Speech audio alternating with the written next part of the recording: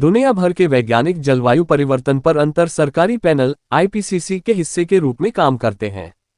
इन वैज्ञानिकों ने पाया है कि 1920 तक जीवाश्म ईंधन जलाने के कारण दुनिया की सतह के हवा के तापमान में औसतन 1.1 डिग्री सेल्सियस लगभग 2 डिग्री फ़ारेनहाइट की वृद्धि हुई, जो वायुमंडल में कार्बन डाइऑक्साइड और अन्य ग्रीनहाउस गैसों को छोड़ता है। ये बहुत ज्यादा बदलाव जैसा नहीं लग सकता है, लेकिन 2000 से अधिक वर्षों के रिकॉर्ड में यह वार्मिंग अभूतपूर्व है। यहाँ तक कि 1 डिग्री भी ग्रह को कई तरह से प्रभावित कर सकती है। जलवायु मॉडल का अनुमान है कि यदि ग्रीनहाउस गैस का स्तर वर्तमान स्तर पर बढ़ता रहा तो 21वीं सदी के दौरान पृथ्वी का वैश्विक औसत तापमान अतिरिक्त 4 डिग्री सेल्सियस 7.2 डिग्री फ़ारेनहाइट बढ़ जाएगा। ग्रीनहाउस गैस उत्सर्जन को कम करने के लिए त्वरित कार्रवाई के बिना 5 अलग अलग ग्रीनहाउस गैस उत्सर्जन परिदृश्यों के आधार पर भविष्य के तापमान का अनुमान लगाया गया। बर्फ और बर्फ का पिघलना। जैसे जैसे जलवायु गर्म होती है, बर्फ और बर्फ पिघलती है।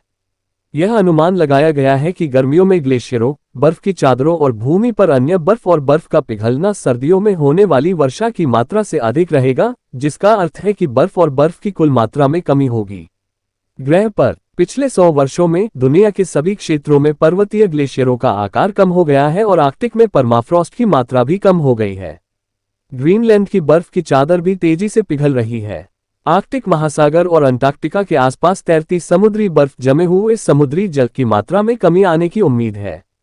पहले से ही आर्कटिक में समुद्री बर्फ की गर्मियों की मोटाई 1950 की तुलना में लगभग आधी है। आर्कटिक समुद्री बर्फ अंटार्कटिक समुद्री बर्फ की तुलना में अधिक तेजी से पिघल रही है। बर्फ पिघलने से समुद्र के परिसंचरण में भी बदलाव आ सकता है।